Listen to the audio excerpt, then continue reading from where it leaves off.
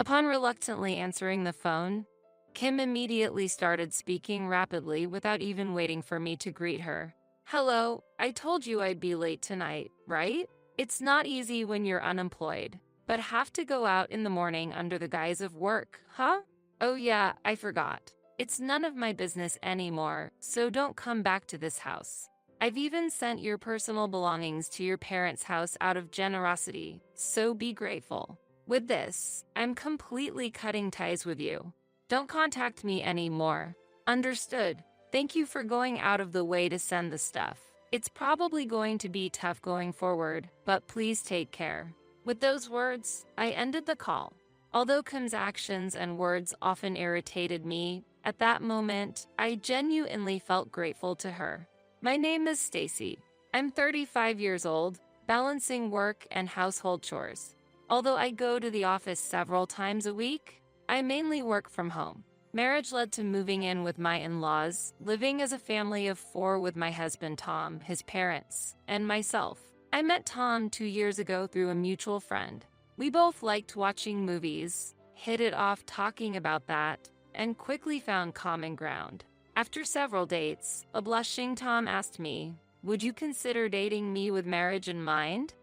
Without hesitation, I said yes, and that's how our relationship started. Tom is shy and quiet, but kind and sincere, and I find these traits of him very attractive. I never thought I was suited for family life and wasn't particularly interested in marriage, but gradually, I started envisioning a future with Tom. 6 months into our relationship, he proposed and we got engaged. His parents were kind, and our relationship was good. We started living together when we got married, and that wasn't much of an issue for me. Like before our marriage, my in-laws were warm and welcoming, and we managed to live in peace without the typical conflicts between daughter-in-law and the in-laws. My mother-in-law, understanding of my profession, would take care of the household duties during busy times without complaint. In exchange, when she was feeling unwell, I would take on the household responsibilities. My father-in-law was genuinely kind, always keeping our home filled with warmth. Although we had a very good relationship with my in-laws, one source of concern remained. Tom's sister, Kim, Tom's older sister, got married at 18 due to her twin daughter's pregnancy. Living about an hour away by train, we didn't meet often, and I didn't usually mind. But Kim's nature was somewhat spiteful. The first time we met, right after exchanging greetings, she threw these words at me. "Tom is marrying someone older? When I was your age, my daughter was already in her 3rd year of middle school. The fact that you didn't get married until 33 means you must either have a bad personality or just generally be a problematic person, right? You're not after our family's assets, are you? I won't allow that." Shocked by her rude remarks, my parents and I were taken aback, but thankfully, my in-laws scolded Kim and we avoided further issues. After that, Kim would occasionally make calls to leave unpleasant remarks, but I decided to let them slide. One day, while working in my room, the doorbell rang unexpectedly. At that time, Tom and my in-laws were out, leaving me alone at home. "Who is it?" Opening the door, I was confronted by Kim, noticeably pregnant. "Kim, what are you doing here?" I was surprised, making my voice pitch higher. The last conversation I had with Kim was a week ago over the phone, and she hadn't mentioned her pregnancy then. She came into the house, pushing me to the side while complaining about having to wait. After preparing a drink and offering it to Kim as she relaxed in the living room, she started talking. "I've actually decided to move back to my parents' house to have the baby. So, I'll be staying here starting today. As you can see, I'm in my 7th month of pregnancy. Congratulations. But do your parents know about the pregnancy?" While I asked calmly, despite being puzzled, Kim replied as if it was nothing. "I haven't told them yet. I have my reasons. Besides, it's none of your business." She looked slightly uncomfortable, but when she saw me trying to return to work without any further probing, she snapped. "While we're at it, you're still not working, huh? Maybe it's time you thought about getting a job." Despite explaining multiple times, Kim didn't understand and treated me as if I were unemployed. As I mentioned before, I work from home. I'm not unemployed. After getting married, my workplace got too far to commute, so I mainly work from home now. There are days I'm not in the office, but I'm still busy with many tasks.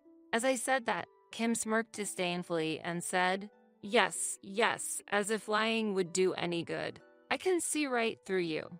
You're just playing around on the computer, aren't you? The other day, you were wearing headphones and talking. Were you playing an online game? You might deceive others, but you can't fool me." Like I said, I was having a remote meeting call. I replied, frustrated with Kim's attitude, but she seemed unconvinced. A meeting," she said, staring into my eyes. "I'll ask you bluntly. You married Tom for our family's assets, didn't you? Choosing to live with someone as plain as him and even with his parents, it doesn't seem like a satisfying marriage. You couldn't endure it if you didn't have anything to benefit from. You're probably after my father's retirement funds, aren't you? But I've seen through your plans. I won't let things go your way. I will reveal the truth and get you out of this house, so be prepared." Kim seemed to misunderstand that I married Tom with an eye on the family's wealth. No matter how much I argued, she wouldn't listen.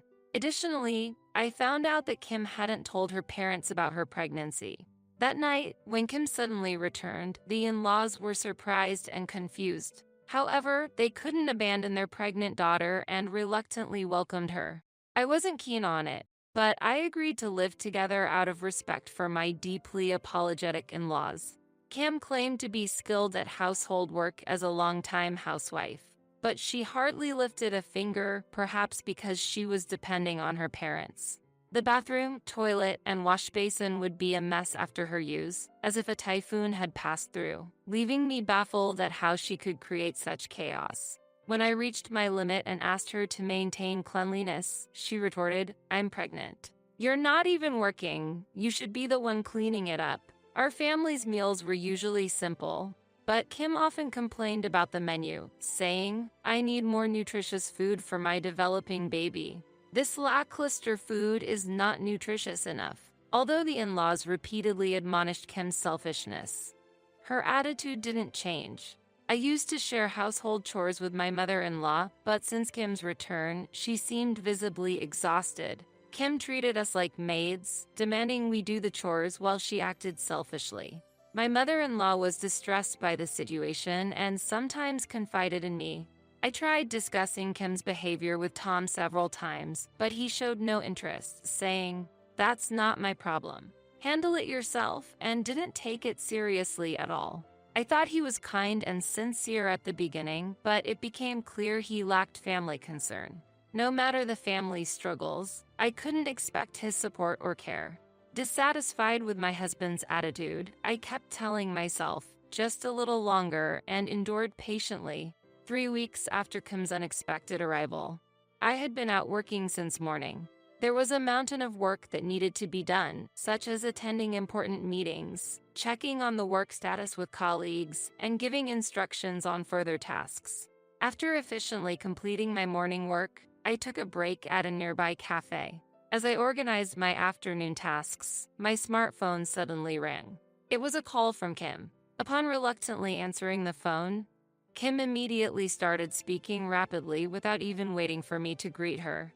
"Hello, I told you I'd be late tonight, right? It's not easy when you're unemployed, but have to go out in the morning under the guise of work, huh? Oh yeah, I forgot. It's none of my business anymore, so don't come back to this house. I've even sent your personal belongings to your parents' house out of generosity, so be grateful. With this, I'm completely cutting ties with you. Don't contact me anymore." "What do you mean by that?" I asked back, and Kim, clearly pleased, said, "While my parents were away on a trip, I took the chance to look through your room. I told you before that I would uncover the truth about you, right? Well, I found something interesting. I found divorce papers hidden in a drawer in your closet. Your section was already filled out, and it looks like the one that filled them out was Tom, mimicking your handwriting. Seems like he also can't stand a bum like you anymore. Interesting, no? Are you surprised?" "Well, yes. By the way, what did you do with the divorce paper?" I asked calmly, and Kim laughed loudly and replied, Of course, I filled out Tam's part and handed it in for processing. I felt sorry for my brother, and it's problematic if our valuable assets go to an unemployed person like you. Wouldn't Tom be angry about that? I asked, concerned, but Kim didn't seem worried at all. Tom must have sensed that something was fishy about you. He must have wanted to part ways and had prepared the divorce papers. Even if Tom gets angry, it wouldn't matter much. He has always been timid and never talked back to me. Kim did not seem to doubt her beliefs in the slightest. It was easy to imagine her looking down on me with confidence. Now that you are practically a stranger, you won't be able to receive my father's pension. Your scheme failed, sadly. You married someone unattractive and tried to win over our parents, but all your efforts were in vain. Serves you right. With this, I'm completely cutting ties with you. Don't contact me anymore. Understood. Thank you for going out of the way to send the stuff. It's probably going to be tough going forward, but please take care. With those words, I ended the call. Kim's behavior and comments often irritated me, but at that moment, I genuinely felt thankful to her. The next morning, while relaxing at my parents' house, the doorbell suddenly started ringing. As soon as I opened the door, Kim, looking panicked, rushed in.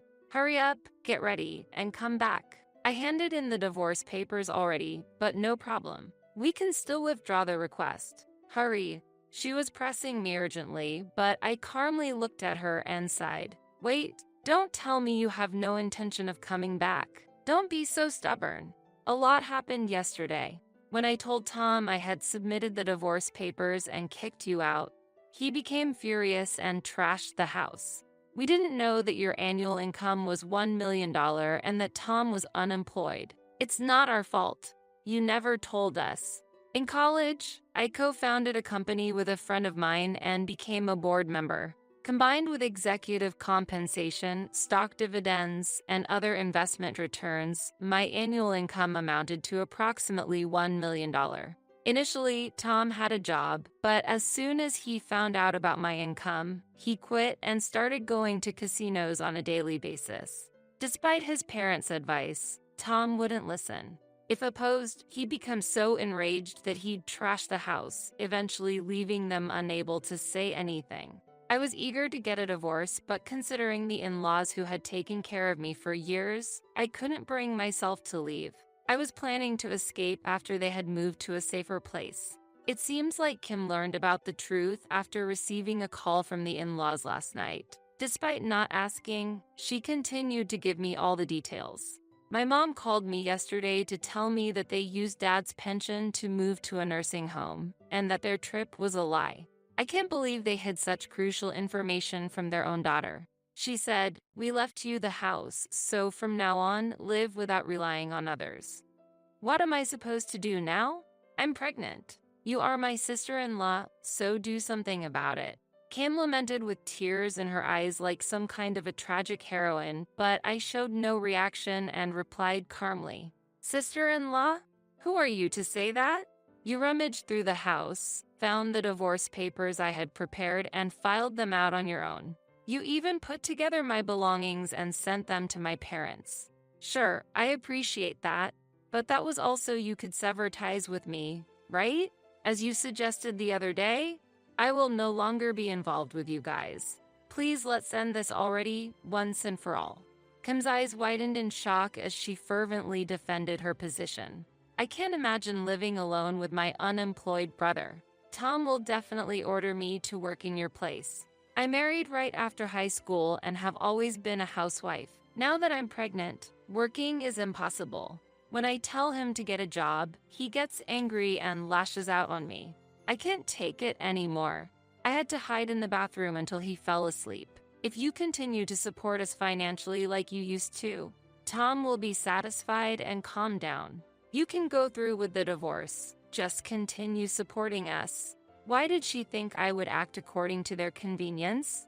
I was completely baffled by the situation. Wanting to end the conversation quickly, I asked her, by the way, do you know who the father of your child is? You boast about handling household chores easily as a housewife, but in reality, you probably leave everything to your family while you idle away.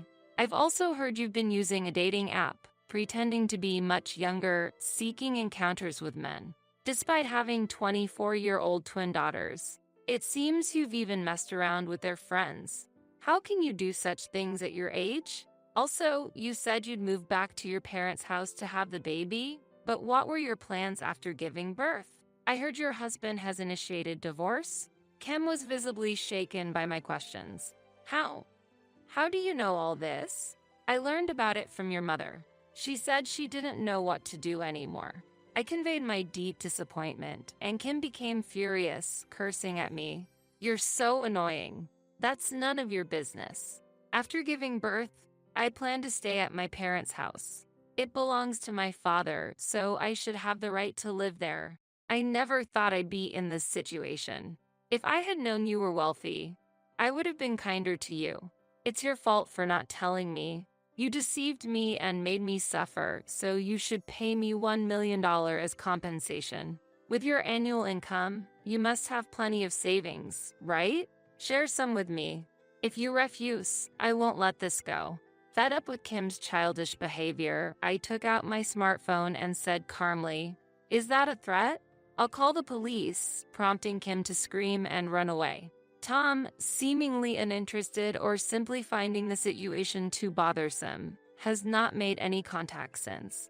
Locals say he recently started a part-time night job at a nearby store, but being socially awkward, he seems to be struggling.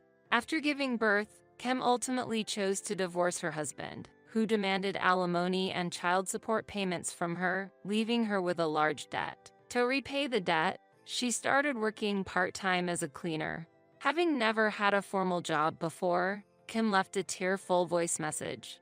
"Work is extremely difficult. I would love to get some support from you. The house is dirty, and pests are starting to appear. Tom offers no help at all. Please help me." However, I did not respond to her plea. Kim's twin daughters have distanced themselves from her, and her husband took in her newborn on the grounds of the child is innocent. The family is supporting each other to raise the baby together.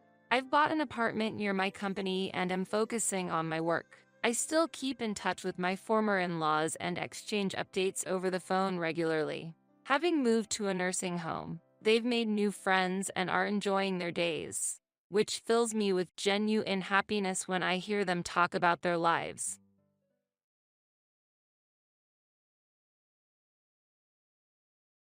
It seems my husband has been possessed by an evil spirit. This house will be given to Jenny. If you disagree, let's divorce. To think that the house I bought would be given to our eldest son's spouse. You better leave this house quickly. Ha ha. My husband sided with his daughter-in-law. I will put the house under my name. A monthly repayment of $1,800 is possible. Ha ha. My eldest son is also on his wife's side. Well, I'm no longer attached to such a dirty house. Then, as you all say, I will leave this house. You three will suffer from now on. Be on the lookout for what's about to happen. My name is Dorothy, and I am 60 years old. I hold a senior position in a leading company and have a higher status than usual. I live with my husband, Frank, who is 2 years younger than me. Last year, we renovated our house in preparation for the future. Our house was built by my father and has aged and deteriorated over the years.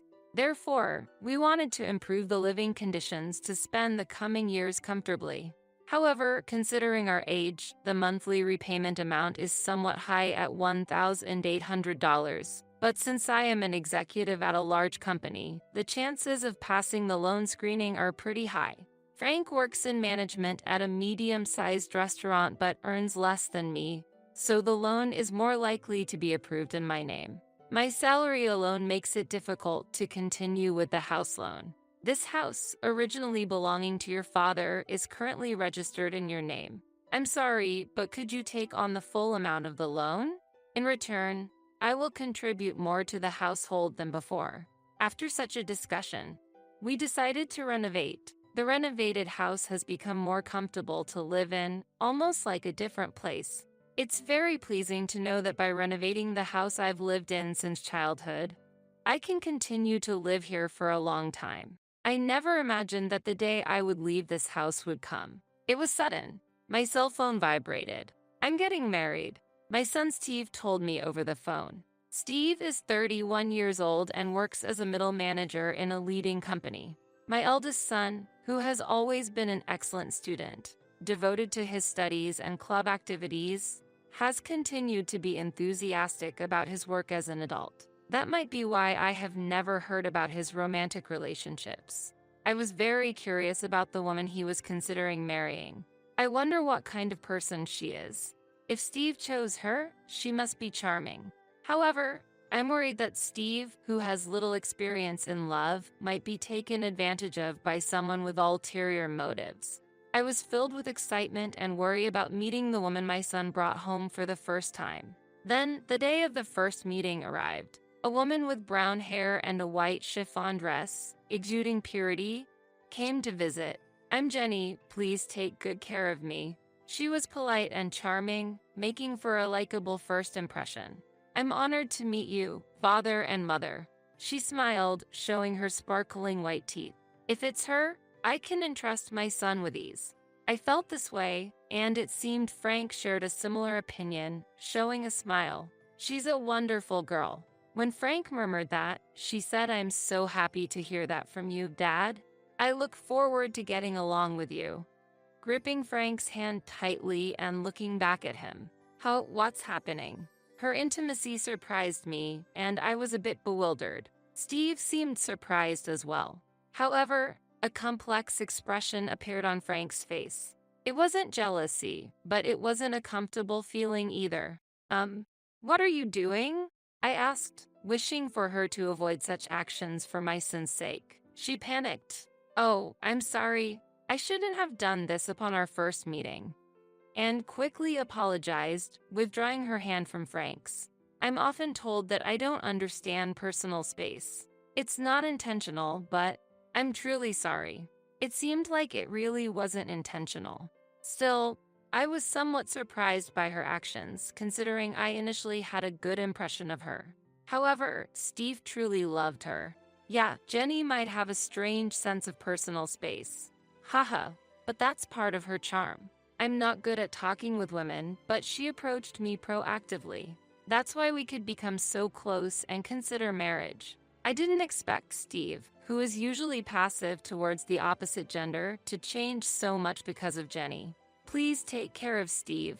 Despite various emotions, if she is a good person, everything will surely be okay. I accepted their engagement. Afterwards, things progressed swiftly, and within a few weeks, they had officially submitted their marriage registration. I wished for the best for their future happiness. One day, half a year after they got married, I'm home. When I returned from work, there were unfamiliar women's shoes at the entrance. Stepping into the living room, I found Jenny. "Oh, Mother, welcome back." The table was littered with empty cans and bottles of alcohol. It seemed they were enjoying some drinks. "What's this?" I wondered about the two of them having a party without Steve. I happened to meet Jenny on my way back from work. We talked about wanting to get closer, so we decided to drink together. But since it was before payday and money was tight, I suggested drinking at home. Why have a party at home? It would have been ideal if Steve also joined, and we all could have had fun together. I don't want to intrude on the newlyweds, but it would have been better if we gathered at Steve and Jenny's place. I tilted my head and answered, "Indeed, we could have done it at our house, but the beauty of this residence is exceptional, and our place is a bit messy right now." Jenny's speech was unclear. She was slurring her words, clearly quite drunk. Hearing her normally precise speech become lax under the influence of alcohol was unexpected. But what was the reason for enjoying the alcohol just between the two of them? "Why didn't you call Steve?" I found it unusual for a daughter-in-law to come to her in-law's house to drink, especially during the honeymoon phase. After seeing them together, I started to look for Steve. Steve is currently busy with work and working late into the night. Because of that, I've been feeling very lonely.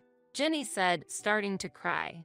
"It's okay, Jenny, you've done nothing wrong. The problem lies with Steve, who leaves you alone despite being newlyweds." Saying this, Frank gently stroked her head. Father, what is this situation?" I feel increasingly uncomfortable. Look, Frank, Jenny is Steve's wife. It's wrong to do this, especially to Steve. I scolded Frank for his excessive behavior. And then, suddenly, oh, don't be so harsh on father. Jenny stood up for Frank. What? I reflexively uttered in surprise, confused by her statement. I had a lot I wanted to say, but the day's fatigue made everything feel bothersome. I'm going to take a bath. Please clean up after yourselves, I said with a sigh and headed to the bathroom. Afterwards, I called Steve to explain the situation, and he replied that he would leave work and come to pick her up immediately. Jenny's behavior seemed very odd to me. However, the fact that Steve rushed over to get her showed me how deep his affection is towards her. But I couldn't shake off the feeling that their future domestic life might be somewhat troublesome. Reluctantly, I decided to give advice about their future life when Steve arrived. While lost in thought in the bathroom, quite some time had passed. Returning to the living room with a somewhat dazed mind from the heat, Steve should have already picked up Jenny, but oddly, despite coming by car, they both seemed to be enjoying alcohol. Steve, you came by car, right? Why are you drinking? I asked, to which Steve, appearing drunk and cheerful, replied, actually, Jenny told me to drink, and it turned out we're staying over tonight. It's good news that my son is staying over. However, the unexpected accompaniment of his wife was somewhat concerning. The decision felt quite abrupt. What? I was inwardly astonished, but Steve had already drunk alcohol. Hey, Mom can drive you. It's okay. I didn't want the daughter-in-law to stay over. Despite feeling tired, I offered to drive them home. However, Steve said, come on, it's okay. You're tired too, right? Why don't you join us for a drink instead? With an innocent smile. At that moment, I found myself speechless without any room for argument. Haha, huh? At that instant, a feeling of discomfort sprouted within me. Suddenly, Jenny looked at me with a smirk, as if her smile harbored some conspiracy. Could it be? It seemed like she was laughing at my puzzled appearance. It's just my imagination, right? I truly hoped it was a misunderstanding, but in reality, her plan had already been set in motion at that point. The next day, Jenny apologized deeply for her missteps multiple times. I am terribly sorry, she said before leaving, and I felt like peace had finally been restored, overwhelmed by fatigue. But when I returned home that day, Jenny was there again. Steve was nowhere to be seen. Disheartened by the previous day's events, there was a change in her demeanor. I'm sorry for the inconvenience again, but I really wanted to apologize in person, she said, handing over some sweets. I too lost my composure yesterday. I'm truly sorry. Frank seemed regretful as well. Seeing their remorse, I decided to forgive them this time. I appreciate it. Jenny seemed genuinely relieved, but perhaps because the situation was quite awkward, she stopped visiting our home afterwards. Honestly, I did not want to get deeply involved either, so I was grateful for that outcome. Then one day, Frank, with a serious look, said, I have something to tell you. As I waited in the living room, wondering what was going on, Steve and Jenny visited for the first time in a while. It's been a while, I greeted, but they seemed to ignore my words and passed by as if they hadn't heard me. Perhaps my voice didn't reach them. Suddenly, Frank declared loudly, this house will be given to Jenny. If you disagree, let's divorce. What? I was astonished. The discussion of transferring the house to Jenny came out of nowhere. It was a baffling situation. While I was confused, Jenny said, please leave this place. What does she mean? I'm confused. Wait a minute. What do you mean by transferring the house to Jenny? I asked, to which Frank replied, you've been making Jenny suffer, haven't you? That's unforgivable. She's such a good girl. Making her suffer. There's no such fact. However, Frank refused to listen to my argument. Shut up. I heard it from her. That's why she was crying, saying she couldn't go home. Frank continued angrily, with Jenny shedding tears. Why has it come to this? Then Steve also burst out in anger. I never thought my mother could do such a thing. You're horrible. The more I denied, the angrier they became, and Jenny's tears didn't stop. That's why we're going to divorce. Leave this house immediately. I plan to continue living here with them. I couldn't understand why I had to transfer my own house to Jenny. When I asked for the reason, because Jenny is deeply hurt. We could have sought compensation, but we thought of a better solution. Taking this valuable house from you and giving it to Jenny is the appropriate punishment for you, was the response I received, even though I didn't make her suffer. Why should I face such retaliation?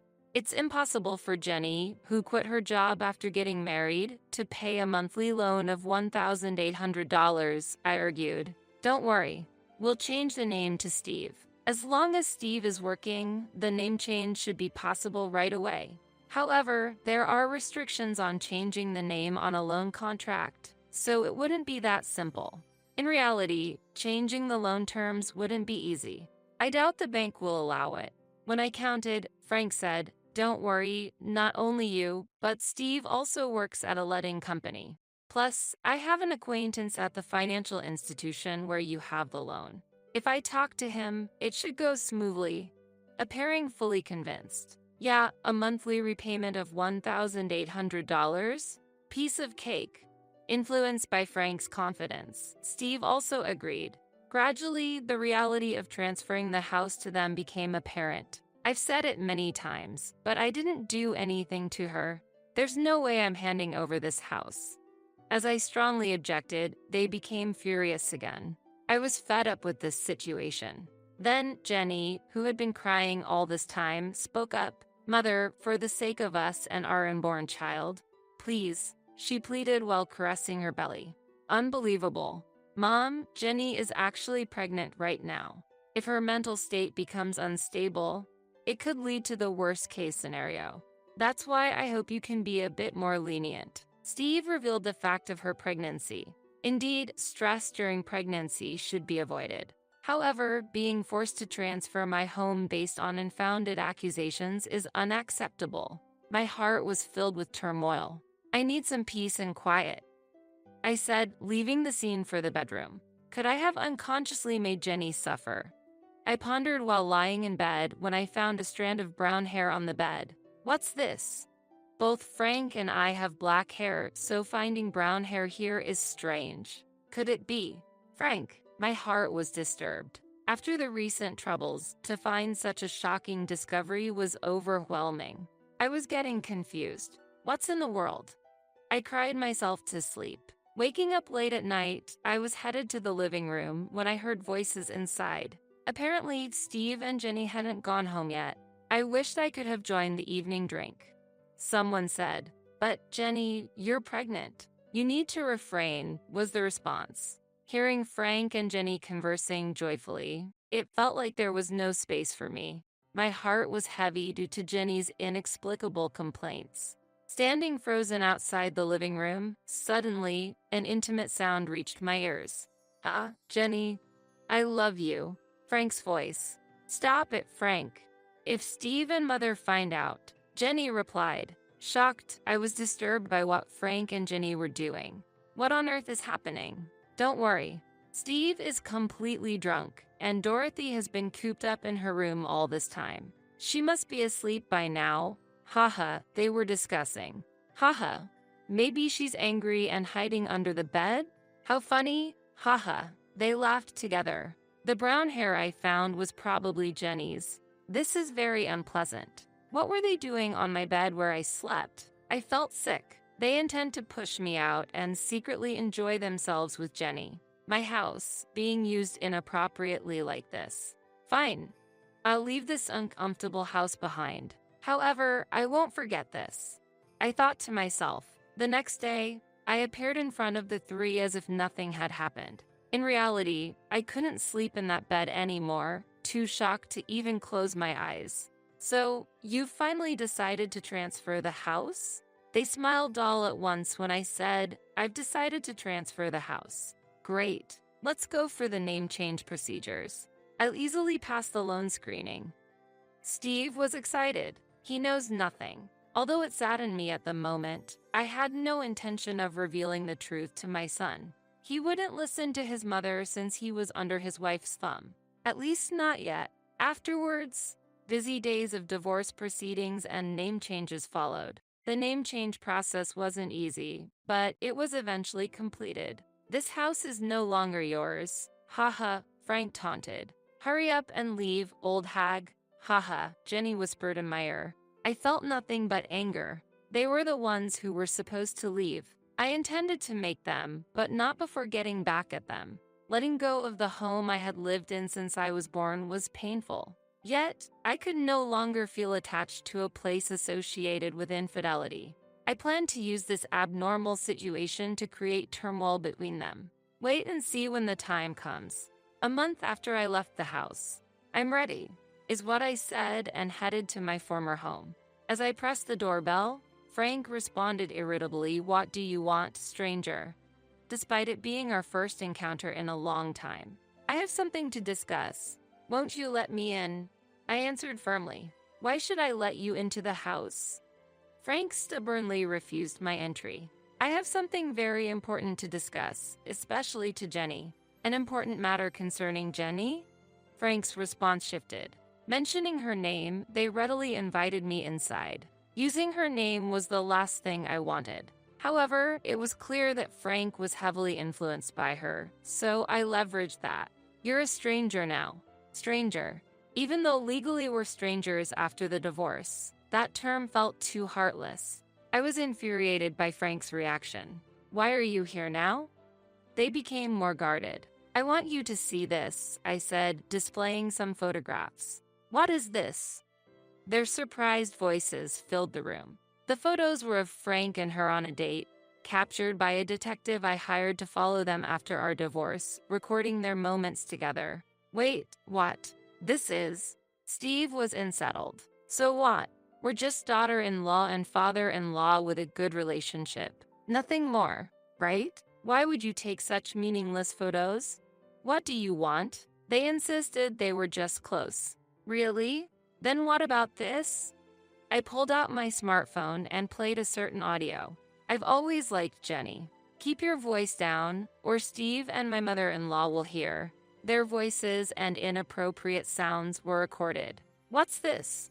On the day I discovered their relationship, I had secretly recorded their conversation.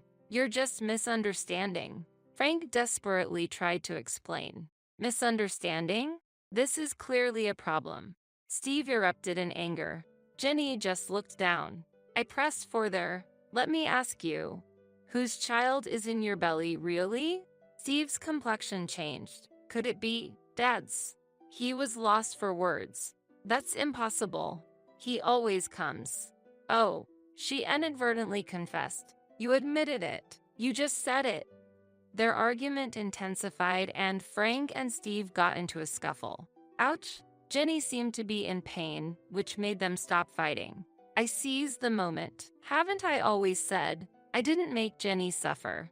Did you lie to get rid of me, to convince Steve? Steve was shocked. No, I'm the worst.